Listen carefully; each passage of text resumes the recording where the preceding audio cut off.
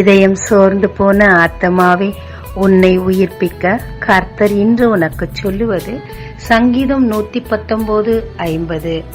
உம்முடைய வாக்கு என்னை உயிர்ப்பித்தது. யுத்தத்தில் சோர்ந்திருந்த யோனத்தான் வாயில் ஒரு துளி தேன் பட்டவுடன் அவர் ஆவி உயிர்ப்பித்தது.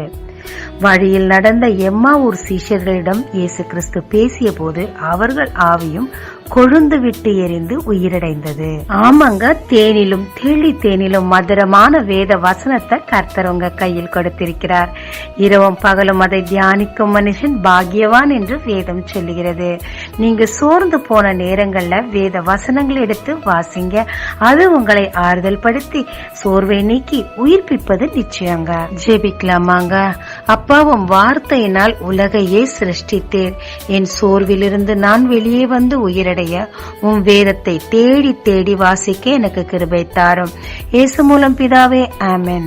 இயேசு கிறிஸ்துவின் நாமத்தில் இந்த நாளில் உங்களை ஆசீர்வதிக்கும் ஜீசஸ் விஷன்.